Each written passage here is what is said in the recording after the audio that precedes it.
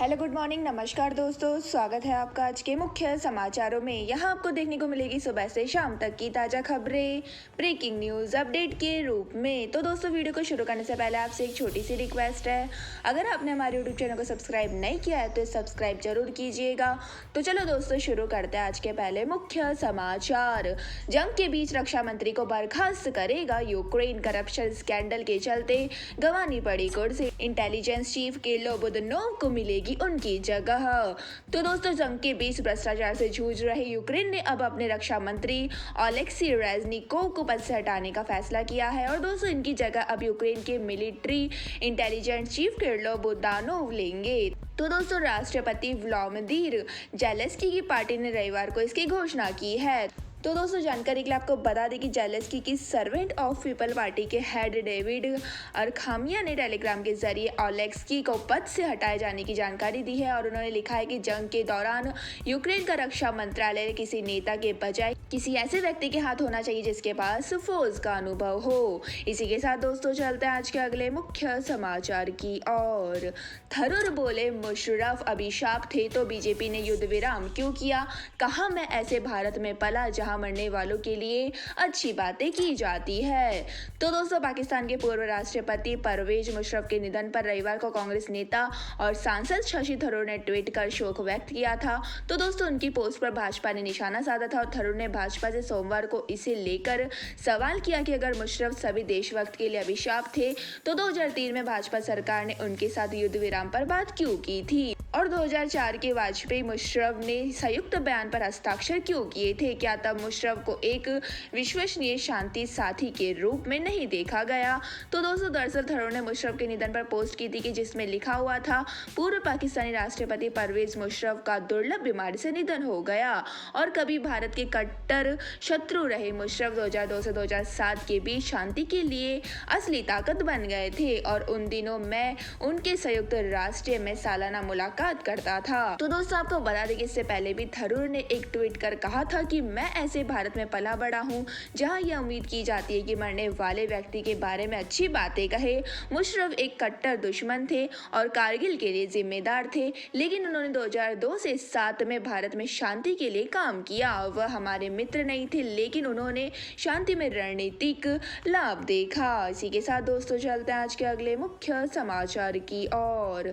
7.8 तीव्रता का भूकंप, 4 देशों में तबाही, 521 मौतें, तुर्की में सबसे ज्यादा 284 लोग मारे गए, सीरिया में 237, लेबनान इजराइल भी हिले। तो दोस्तों मिडिल ईस्ट के 4 देश तुर्की, सीरिया, लेबनान और इजराइल में सोमवार सुबह भूकंप से हिल गए हैं। तो दोस्तों सबसे ज्यादा तबाही एपिसेंटर तुर्की और उसके नजदीक सीरिया के इलाकों में देखी जा रही है। तो दोस्तों तुर्की में अब तक 284 लोगों की जान चली गई है और 23 लोग के घायल होने की खबर है। वही दोस्तों सीरिया में 237 लोग मारे गए हैं और 239 जख्मी है। वही दोस्तों लेबनान और इजराइल में भी झटके महसूस किए लेकिन यहाँ नुकसान की खबर नहीं है। तो दोस्तों आपको बता दें कि भूकंप का एपिसेंटर तुर्की का गाजियाटेप शहर रहा है और यहाँ सीरिया बॉर्डर से 90 किलोमीटर दूर है, इसलिए दोस्तों इसके आसपास के इलाकों में ज्यादा तबाही हुई और इसका असर भी दिख रहा है। तो दोस्तों दमिश्क, एलेप्पो, हमा लताकिया समेत कई शहरों में इमारतें गिरने की भी खबर है। इसी के साथ दोस्तों चलते हैं आज के अगले मुख्य समाचार की ओर। शेयर बाजार में बिकवाली, सेंसेक्स में 200 अंकों की गिरावट, निफ्टी भी 100 अंक फिसला, अडानी एंटरप्राइजेस 5% टूटा। तो दोस्तों भारतीय शेयर बाजार में हफ्ते के पहले कारोबारी दिन यानी दोस्तों सोमवार को गिरावट देखने को मिल रही है। तो दोस्तों सेंसेक्स करीब 200 अंक नीचे 60,600 के करीब कारोबार कर रहा है। वही दोस्तों निफ्टी में भी करीब 100 अंकों की गिरावट है और यह 17,750 के करीब कारोबार कर रहा है। वही दोस्तों सेंसेक्स के 30 शेयरों में से 24 शेयरों में तेजी और 6 में गिरावट है। वही दोस्तों जानकारी के लिए आपको बता दें कि बैंक, एफएमसीजी और मीडिया शेयरों में तेजी है। वही ऑटो, आईटी, मेटल, फार्मा और रियल एस्टेट में गिरावट है। तो दोस्तों सेंसेक्स के टॉप 5 गिरावट और बढ़त वाले शेयरों की बात करें तो IndusInd bank, ITC, Axis bank, SBI, HDFC bank जैसे शेयरों में तेजी। वही Tata steel, Infosys, HUL, Asian paint और कोटक बैंक में गिरावट है। इसी के साथ दोस्तों चलते हैं आज के अगले मुख्य समाचार की ओर। और 11 राज्यों में आज से मिलेगा एथेनॉल वाला पेट्रोल। पीएम मोदी ने लॉन्च किया, कहा भारत इन्वेस्टमेंट के लिए दुनिया में सबसे बेहतर जगह। तो दोस्तों, प्रधानमंत्री नरेंद्र मोदी आज बेंगलुरु में इंडिया एनर्जी वीक 2023 का उद्घाटन करने बेंगलुरु पहुंच गए हैं। और दोस्तों, इस दौरान पीएम मोदी ने सबसे पहले तुर्की में आए भूकंप में मरने वालों को श्रद्धांजलि दी और उन्होंने कहा कि 140 करोड़ भारतीयों की संवेदनाएं तुर्कियों के साथ है। वही दोस्तों, एनर्जी इंडिया वीक में आए इन्वेस्टर से पीएम ने कहा कि भारत निवेश के लिए दुनिया में सबसे बेहतर जगह है। वही दोस्तों, पीएम ने सोलर एनर्जी से चलने वाले कुकिंग सिस्टम, बायोफ्यूल और अनबॉटल्ड ड्रेस को भी लॉन्च किया है। वही दोस्तों, एनर्जी वीक 8 फरवरी तक चलेगा। तो दोस्तों, आपको बता दें कि पहले संस्करण के उद्घाटन में पीएम मोदी के साथ पेट्रोलियम नेचुरल गैस मंत्री हरदीप सिंह पुरी, गवर्नर थावरचंद गहलोत और सीएम बसवरा बोमई भी मौजूद रहे। वही दोस्तों, दोपहर 3:30 बजे पीएम मोदी कर्नाटक के तुमकुरु में HAL के हेलीकॉप्टर फैक्ट्री देश को सौंपेंगे। इसी के साथ दोस्तों, चलते हैं आज के अगले मुख्य समाचार की ओर। अडानी एंटरप्राइजेस के शेयर 12 दिन में 7% गिरे। आज 5% तक की गिरावट। दिल्ली समेत 6 राज्यों में कांग्रेस का प्रदर्शन। तो दोस्तों, अडानी ग्रुप पर जांच की मांग को लेकर सोमवार को संसद से सड़क तक हंगामा हो रहा है। वही दोस्तों, कांग्रेस देश भर में LIC और SBI के दफ्तरों के सामने प्रदर्शन कर रही है। और दोस्तों, पार्टी की मांग है कि अडानी ग्रुप के वित्तीय लेन देन की जांच संसदीय पैनल या सुप्रीम कोर्ट की कमेटी से करवाई जाए। वही दोस्तों, उधर सुबह 11 बजे तक शेयर बाजार में अडानी एंटरप्राइजेस के शेयर में 5% तक की गिरावट देखी गई। और दोस्तों, यह 1500 रुपए के करीब ट्रेड कर रहे हैं।